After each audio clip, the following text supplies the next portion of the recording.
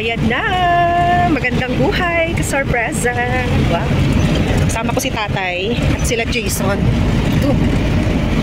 Maghahatid kami ng aming pangkabuhayan showcase. Buti nga maaraw ngayon tayo, no?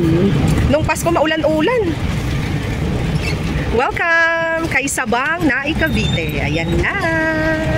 Tchan-tchara.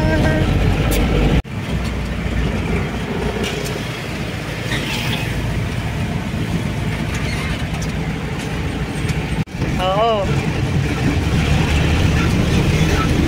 Parang ang init ngayon ah. Sabi pa naman sa sa prediction, mas dodoble pa yung init ngayon 2025. Doble pa init? Oo, dodoble pa. Ba, diba ano ito ano, mabit sa 50 ang...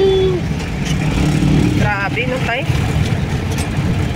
Maswerte yung mga nasa bukid ngayon kasi presko.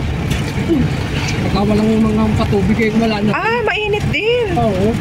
Kami mga kulampa, may mga patubig ang may mga palay pang tinataniman. Pero pagka wala nang yung palay na tinataniman, wala din. Mainit din. Grabe. Sa ibang bansa naman sobrang lamig, dito naman sobrang init. Climate change. Welcome kay Sabang. Ito yung mga pinakaunang subdivision ditong itinayo, yung Ciudad Nuevo at Hillsview Royal. Tama ba? Oo, Hillsview Royal. Ninong niya. Basta welder, mabilis niyan, mabilis makaalis yan.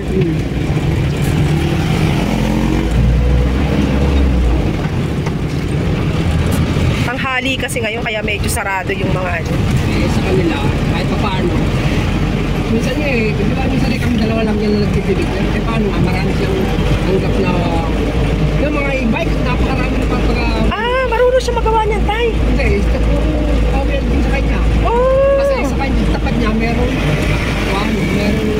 repair ng e-bike. Oh, tapos siya lang nag-aano. Bago sa pagka mga welding, kanya. Skills yan eh. Ayan tay. Dito tayo sa may halaman nandyan. Yung may mga halaman na yan, dyan tayo. Oo. Sarado sila. San kaya sila tatay? Paano kaya ito? Dito pala. So dyan tayo magdi-deliver ka-surprise. Dyan kaya sila? Wow, diba? Tchan-tchara. O kasi halaman talaga tayo yung nila dyan kaya sila? Hindi.